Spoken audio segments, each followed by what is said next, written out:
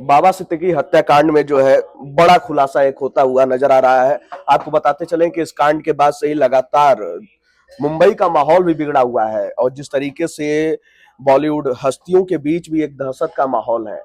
सबसे खास बात यह है कि कोर्ट का जो फैसला आया है, दो आरोपियों को जो पकड़े गए हैं उनको पेश किया गया। उनमें एक आरोपी को 21 अक्टूबर तक पुलिस कस्टडी दी गई है और दूसरा आरोपी जो है उसको नाबालिग बताया जा रहा है। हालांकि उसका मेडिकल टेस्ट कराने का आदेश दिया गया है, उसके बाद उसके ऊपर कार्रवाई होगी। वहीं आपको बता दें कि पुलिस जो है पहले 14 दिनों का रिमांड मांग रही थी, लेकिन यहाँ पे 7 दिनों की रिमांड जो है वो मंजूर हुई है। यानी कि 21 अक्टूबर तक पुलिस कस्टडी दी गई है, जहां पे पुलिस पूछताछ करेगी।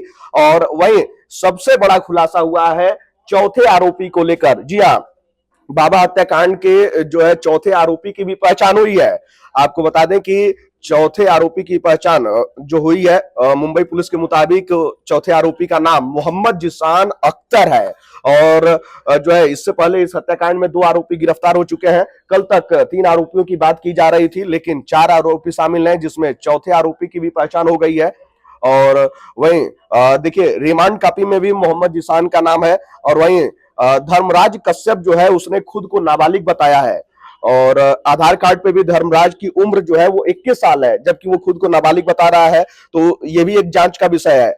वहीं इस पूरे हत्याकांड का तार जो है लॉरेंस बिश्नोई गैंग से जुड़ता हुआ नजर आ रहा है। जेल में रहने के दौरान जो है इन हमलावरों के संपर्क लॉरेंस बिश्नोई गैंग से हुए। उसके बाद कैसे इस घटना को पूरा अंजाम दिया गया, एक आरोपी हरियाणा का, एक आरोपी उत्तर प्रदेश का बताया जा रहा है।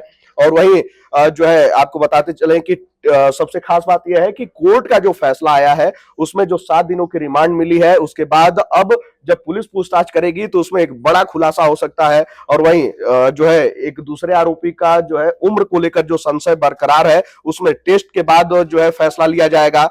और जिस तरीके से ये पूरा कांड हुआ है उसके बाद बॉलीवुड की जो हस्तियां हैं उनके बीच भी कहीं ना कहीं एक दहशत का माहौल है, क्योंकि पहले कई बार जो है सलमान खान को धमकी दी गई, उसके बाद बाबा सिद्दीकी को भी इससे पहले धमकी मिल चुकी थी और उसके बाद इस पूरे घटना को अंजाम दिया गया। और जो है इसके बाद ये देखा जा रहा है कि सलमान खान की सक्रियता बढ़ गई है और अभी भी जो है सलमान खान और उनका पूरा परिवार बाबा सिद्दीकी के आवास पे है। और कोर्ट के इस फैसले के बाद भी जो है वहां पे लगातार लोगों की आवाजाही लगी हुई है। और सबसे खास बात यह है कि अभी कुछ दिन पहले ही वायु श्रेणी की सुरक्षा दी गई थी, जिसको लेकर लगातार महाराष्ट्र सरकार सवालों के घेरे में है कि अगर मुंबई में, आर्थिक राजधानी देश की, वहां पे ऐसे कांड हो सकते हैं तो बाकी राज्यों का क्या हाल होगा। और यहाँ पे देखिए राजनीतिक रोटी भी सेकनी शुरू हो चुकी है। विपक्ष का कहना है कि सरकार होते हुए भी ये कांड हो रहा है, वहीं सरकार में बैठे हुए लोगों का कहना है 26/11 कांड को याद दिलाया जा रहा है कि तत्कालीन गृह मंत्री के वो क्या बयान थे कि ऐसी घटनाएं होती रहती हैं। तो ये तमाम चीजें हैं, वहां से जोड़कर देखा जा रहा है। लेकिन इस समय इस घटना से जो सबसे बड़ी बात निकलकर सामने आई, कोर्ट का जो फैसला है और चौथे आरोपी का नाम निकलकर सामने आना, उसके बाद अब पुलिस इस पूरे मामले में जो है अपने स्तर से जल्द कार्रवाई करने का प्रयास कर रही है। और वहीं आरोपी गुरमेल को 7 दिन की पुलिस कस्टडी मिली है, जहां पे जो है उससे पूछताछ की जाएगी। अब देखना होगा कि क्या कुछ इस पूरे मामले में नया मोड़ निकलकर सामने आता है। खैर, आपको क्या लगता है कि इस लॉरेंस बिश्नोई गैंग से क्या ये तार जुड़ा हुआ है? क्योंकि सलमान खान के करीबी हैं बाबा सिद्दीकी, लगातार इनकी चर्चाएं होती रही हैं।